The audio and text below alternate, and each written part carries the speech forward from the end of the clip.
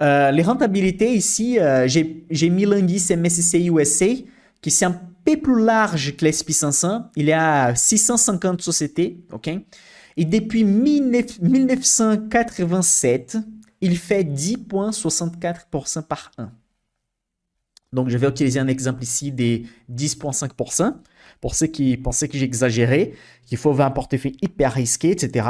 Quelqu'un qui a simplement acheté un MSCI World depuis 87, il a fait 10,64% par an, en considérant la crise des tigres asiatiques en 97, la crise de la bulle de l'Internet en 2001, la crise des subprimes en 2008, la crise de l'Europe en 2012-2013, les Covid 2020, l'inflation élevée 2022. En passant par toutes ces crises-là, la personne a fait 10,64% de rentabilité par an. Si la personne a commencé en 2012, sur les 10 dernières années, elle a fait 12% de rentabilité par an. Et sur la deuxième ligne, vous avez les TEF Monde. Les TEF Monde a rentabilisé depuis 1987 7,81% de rentabilité par an. Évidemment que ça, c'est une rentabilité de long terme. Quelqu'un qui, par exemple, investit sur la dernière année, regardez ici, un an. La troisième colonne, les marchés ont baissé de 16%. Évidemment, il y a une crise, il y a une guerre, il y a de l'inflation. Et c'est justement pour ça que c'est une opportunité d'acheter des bons actifs. Parce que les bons actifs, les bonnes sociétés continuent à gagner de l'argent même pendant les crises. Il y a juste un ralentissement. Sur certaines sociétés, il n'y a même pas de ralentissement. Donc, quand ça baisse, c'est l'opportunité d'acheter un bon actif moins cher. Comme ça, je sais que sur les longs termes, si j'achète bien diversifié 10, 12, 15 sociétés ou des paniers d'actions, je sais que je vais profiter, je vais gagner avec les marchés. Donc, c'est juste une question de comprendre et avoir la partie mentale préparée pour acheter un bien, peu importe les secteurs, la santé, de l'industrie, etc. Achetez un bien que vous savez que ça va mettre du temps pour valoriser. C'est la même chose avec l'immobilier, sauf que vous ne voyez pas de l'immobilier sur un écran. Il n'y a pas quelqu'un qui tape ta porte à chaque soir et dit « Monsieur, aujourd'hui, votre maison vaut 5 000 euros. » Demain, il tape la porte et dit « Monsieur, il y a un problème, peut-être il va pleuvoir beaucoup, je ne sais pas, l'eau va monter, il y aura un problème ici, les tuyaux ne sont pas prêts, donc votre maison vaut aujourd'hui 180 000 euros. » Après, l'année prochaine, il y a un gros bâtiment qui monte devant votre appartement, etc.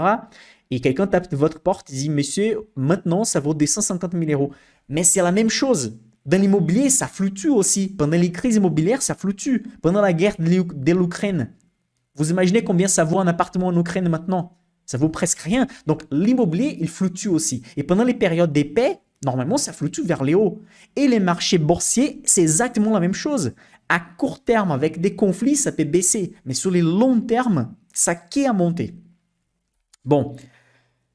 Il y a les cas classiques de L'Oréal qui a fait x56 entre 1991 et 2022.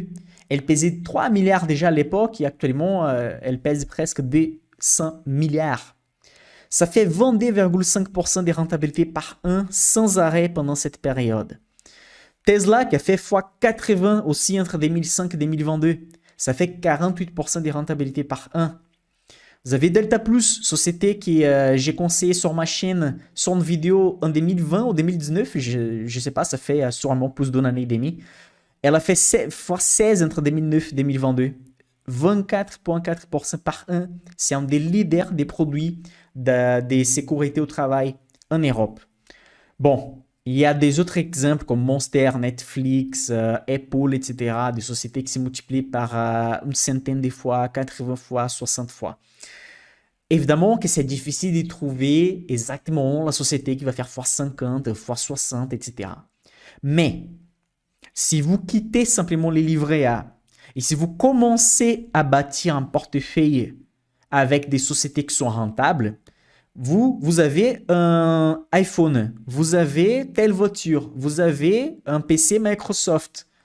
Pourquoi pas acheter des actions et devenir actionnaire des sociétés qui sont rentables sur le long terme?